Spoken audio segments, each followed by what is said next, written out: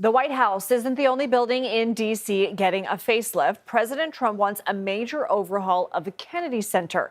The president, who is the center's chairman, says it will close for 2 years for renovation starting July 4th.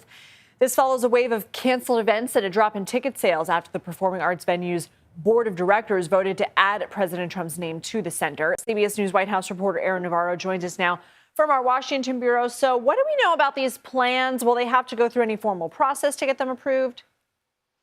Lindsay, in his post, President Trump said this decision came after a one-year review of the center that determined a complete rebuilding was necessary, though no details were offered yet from the president or the center's president, Rick Grinnell, about the level of disrepair the Kennedy Center is in.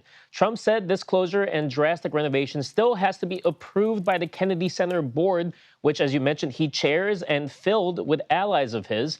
And as you mentioned, it also comes as ticket sales have declined in recent months since he attached his name to the center, and several high-profile performers pulled out of the center's lineup, such as composer Philip Glass or the Washington National Opera, which decided to move locations. There is a possibility this is brought up in courts. The Washington Litigation Group and Democracy Defenders Action Group, who previously sued the Trump administration over the renaming of the center, said in the statement they are considering all legal remedies to address this new and concerning development.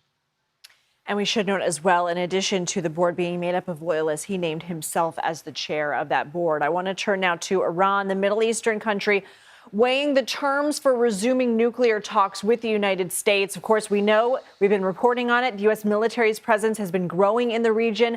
Iran's supreme leader warns any attack on his country would spark a, quote, regional war. What is the White House saying? I'll start with a response to those comments from the Ayatollah. President Trump said over the weekend, quote, of course he is going to say that. He then brought up the fleet of ships in that region and said, hopefully a nuclear deal is reached. And if not, quote, we'll find out whether the Ayatollah was right in that a U.S. attack on the country of Iran would spark a larger war in the region. In terms of what he and the U.S. wants, President Trump wants to curb any possibility that Iran has uranium enriched at a level that can allow them to develop a nuclear weapon. The U.S. also wants to prevent Iran from enriching uranium at all and to hand over any it has. Iran has been open to limiting its nuclear and uranium programs for just civilian purposes, such as nuclear energy, and has called for the crippling economic sanctions the U.S. has placed on Iran to end.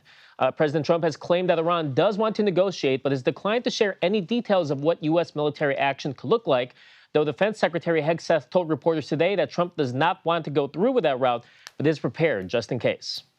Okay, Aaron Navarro, thank you.